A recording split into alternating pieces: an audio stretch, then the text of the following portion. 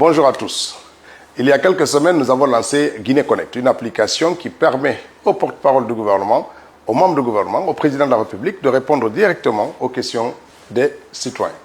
Aujourd'hui donc, je vais répondre directement à une série de questions que vous avez bien voulu nous envoyer par mail.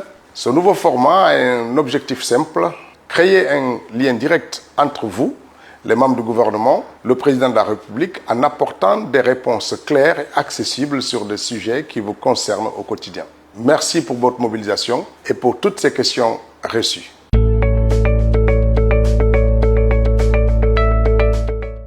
Le gouvernement concentre ses efforts sur la formation professionnelle et l'insertion des jeunes, partout sur le territoire national, y compris en zone rurale. Des écoles techniques et professionnelles ont été créées ou rénovées dans plusieurs préfectures, avec des filières adaptées aux secteurs porteurs comme l'agriculture, le bâtiment, les travaux publics ou les services. Le concours 2025-2026 pour l'accès aux écoles techniques en est un exemple concret.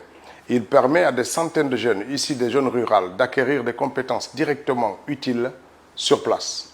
En parallèle, des programmes d'appui à l'auto-emploi accompagnent les jeunes pour qu'ils puissent transformer leurs compétences en activités économiques locales durables.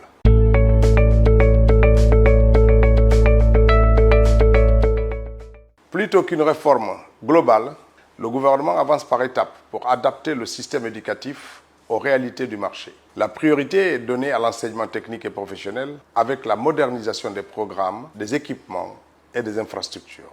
La réhabilitation des écoles techniques à Conakry et dans plusieurs préfectures s'inscrit dans cette dynamique, tout comme la mise en place des filières adaptées à l'industrie, à l'agriculture et aux services. L'objectif est clair, offrir aux jeunes des compétences immédiatement opérationnelles pour faciliter leur insertion professionnelle et répondre aux besoins de l'économie nationale.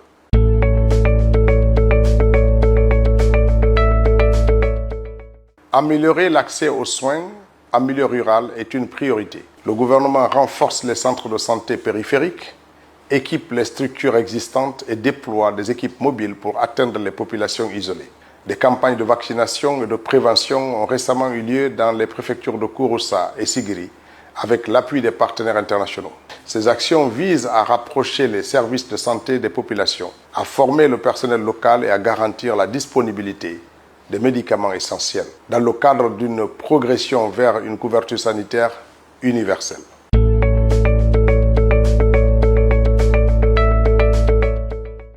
Depuis 2022, plusieurs axes stratégiques sont en travaux, avec un focus sur le corridor économique et les zones les plus critiques.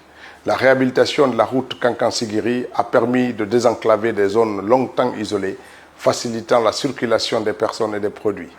De même, les travaux sur l'axe Koya-Mamou réduisent aujourd'hui le temps de trajet, renforçant les échanges commerciaux. L'agence de gestion des routes qui suit ces chantiers de près par des visites régulières pour garantir la qualité des travaux et leur impact concret sur la vie au quotidien. Je vous remercie.